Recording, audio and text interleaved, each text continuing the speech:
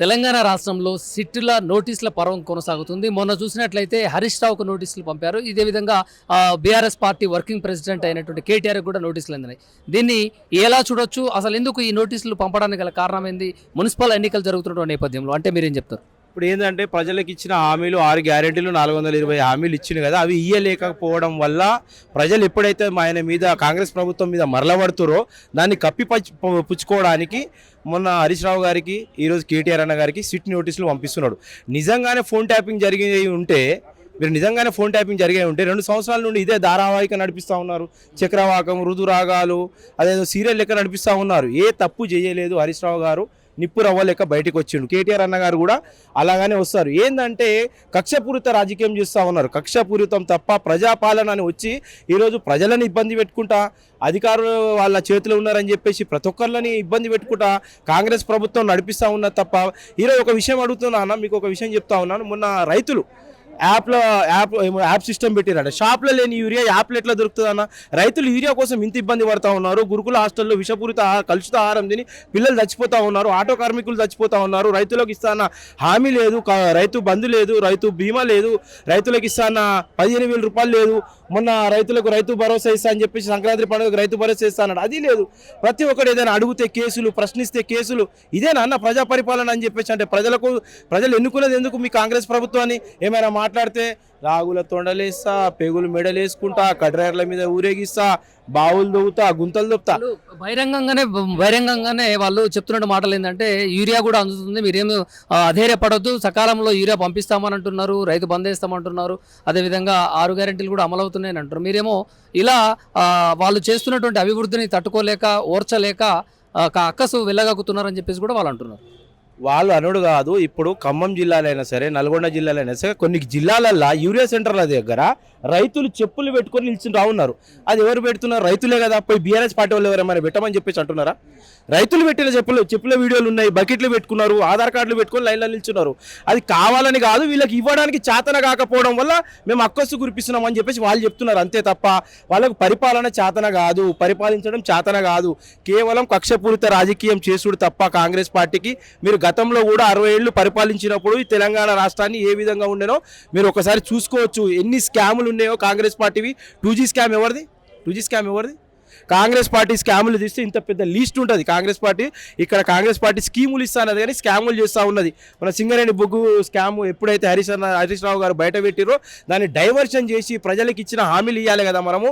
ఇలా సిట్ విచారణ, కేటీఆర్ గారిని, కేసీఆర్ గారిని విచారణ అని ఒక పేరు బదనాం లేపినాం అనుకో, మీడియా ఛానళ్ళల్లో మొత్తము వీళ్ళ వార్తనే వస్తుంది. మనం ఇచ్చిన హామీల గురించి ప్రజలు మర్చిపోతారు అని చెప్పేసి కావాలని కక్షపూరితంగా సిట్ విచారణను పంపిస్తున్నారు.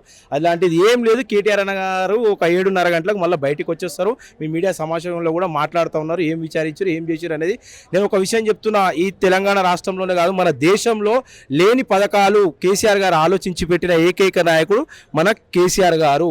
ఈయన పెట్టిన పథకాలు ఎన్ని హామీలు ఇచ్చిన నా విద్యార్థులకు 10వ తరగతి, ఇంటరు, డిగ్రీ వాళ్ళకు డబ్బులు ఇస్తా అన్నాడు, ఏటీఎం కార్డులకు ఇస్తా అని చెప్పేసి అన్నాడు. ఈరోజు ఉద్యోగాలు ఇచ్చిన అని చెప్పేసి అన్నాడు. ఉద్యోగాలు ఇవ్వలే.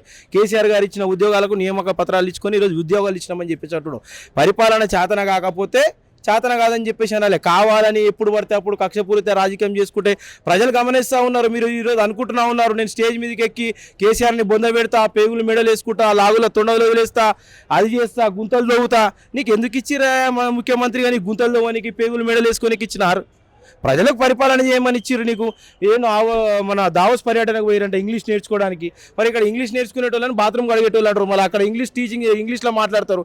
వాళ్ళని కూడా ఇంగ్లీష్లో ఇవ్వరే బాత్రూమ్ క్లీనర్, ఇవ్వరే టాయిలెట్ క్లీనర్ అని చెప్పేసి ఏమంటారు అని చెప్పేసి తెలంగాణ ప్రజలు కూడా వెయిట్ చేస్తూ ఉన్నారు. ఇదైతే కంపల్సరీ కక్షపూరిత రాజకీయం అని నేను చెప్పేసి అంటా ఉన్నాను. ప్రజలకు ఇచ్చిన హామీలు చేయడానికి చేతన కాకపోవడం వలన కావాలని కక్షపూరిత రాజకీయం చేస్తూ ఉన్నారు. రానున్న రోజులలో అధికారం అనేది ఎవరికి శాశ్వతం కాదు. 10 సంవత్సరాలల్లా ఇదే బీఆర్ఎస్ పార్టీ కార్యకర్తలు కానీ, నాయకులు కానీ, ఎమ్మెల్యేలు కానీ, ఎంపీ కానీ ఎవరిని ఎప్పుడు ఎక్కడ హింసించలేదు. కేవలం కేసీఆర్ గారు ఒకటే ఆలోచించినారు, నిధులు, నియామకాలు, నీళ్లు, జలాలు, ఆనకట్టలు, కాలువలు, ఇలాంటి వాటి గురించి ఆలోచించి తెలంగాణ రైతాంగం ఎట్లా బాగుపడాలి, తెలంగాణ విద్యా సంస్థలు ఎట్లా బాగుపడాలి, తెలంగాణ ఐటీ సంస్థ ఎట్లా బాగుపడాలి, తెలంగాణ ఇన్ఫ్రాస్ట్రక్చర్ ఎట్లా బాగుపడాలని 10 సంవత్సరాలు ఆలోచించినారు. ఈ సందర్భంగా ఒకటే విషయం చెప్తున్నాను, ఈరోజు ఏ విధంగా అయితే మీరు బీఆర్ఎస్ కార్యకర్తలను బీఆర్ఎస్ నాయకులను ఎమ్మెల్యేలను ఎంపీలను ఏ విధంగా అయితే మీరు హింసిస్తున్నారో కావాలని అధికారం ఉందని చెప్పేసి రానున్న రోజుల్లో అధికారం వచ్చిన తర్వాత ఈసారి కేటీఆర్ అన్నగారు లెక్కకు లెక్క బరాబర్ అప్పచెప్తాడు. జై తెలంగాణ, జై కేసీఆర్. రేవంత్ రెడ్డి కొన్ని సందర్భాల్లో బీఆర్ఎస్ గద్దెలు ఆ గద్దెల కాడ నిల్చున్న గతంలో ఉన్న ఫోటోలు చూసుకోమను. ఆ గద్దెలు ఎంత స్ట్రాంగ్ అంటే సమ్మక్క సారక్క గద్దెలు ఎంత స్ట్రాంగో ఈ తెలంగాణ రాష్ట్రంలో బీఆర్ఎస్ గద్దెలు అంత స్ట్రాంగ్. ముట్టుకోమని చెప్పండి ఒకసారి చూద్దాం, ముట్టుకోమని చెప్పండి ఒకసారి చూద్దాం. ముట్టుకోమని గద్దెలు కాదు, బీఆర్ఎస్ జెండా కూడా టచ్ చేయలేరు. చెప్తా ఉన్నాం, తెలంగాణ అగ్గి అగ్గి రాసి వేసుకుంటుంది. బీఆర్ఎస్ పార్టీ అంటే ఏమనుకుంటున్నావు? భవిష్యత్తు తరాలకు భావి తరాలకు శక్తి బీఆర్ఎస్ పార్టీ తెలంగాణ రాష్ట్రంలో. ఈరోజు ఒకడు గుజరాత్లోకి వెళ్ళి దోచుకుందాం అనుకుంటాడు, ఒక ఢిల్లీలోకి వెళ్ళి దోచుకోపోదాం అనుకుంటాడు. ఎవరిని రానియము. తెలంగాణ రాష్ట్రంలో బీఆర్ఎస్ పార్టీ మళ్ళీ రానున్న ఎలక్షన్లో గెలవబోతుంది. రానున్న మున్సిపల్ ఎన్నికల్లో అత్యధికంగా సీట్లు సాధించడం అరే సింబల్ లేని దాంట్లోనే మేము గెలిచినామన్నా. వాళ్ళకు 6,000 7,000 వస్తే మాకు 6,000 సీట్లు వచ్చినాయి. మున్సిపల్ ఎన్నికల్లో మేము గెలుస్తున్నాము బరాబర్ గెలుస్తున్నాము, ఖచ్చితంగా గెలుస్తున్నాము. అరే మేము గెలుస్తామని కాన్ఫిడెంట్ గా చెప్తున్నాము. పథకాలు ఇచ్చినాము. ఇప్పుడు మీకు విషయం చెప్తున్నా, బాల్య వివాహాలు కాకుండా ఆపింది ఎవరు? కేసీఆర్ గారు. కళ్యాణ లక్ష్మి అనే పథకం పెట్టి 18 సంవత్సరాల తర్వాత పెళ్లిలు అయితే గొప్ప చరిత్ర బీఆర్ఎస్ పార్టీ అంటే. కేసీఆర్ గారు అంటే ఈ భారతదేశంలో ఎంతోమంది ప్రధానమంత్రులు పరిపాలించారు, ఎంతోమంది ముఖ్యమంత్రులు పరిపాలించారు.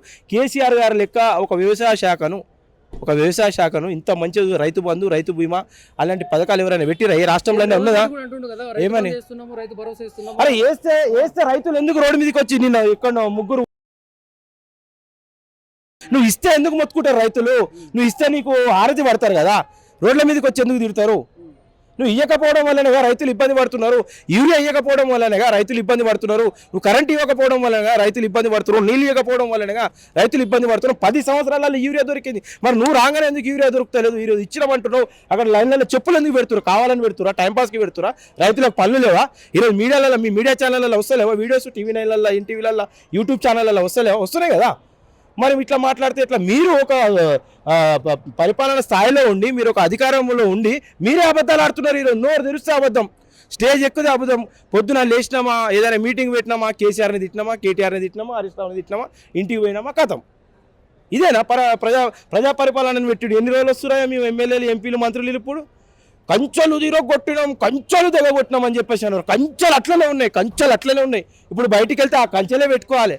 మేము కంచెలు పెట్టలే, ప్రజలకు పరిపాలన చేసినాము, ప్రజలకు మంచి చేసినాము.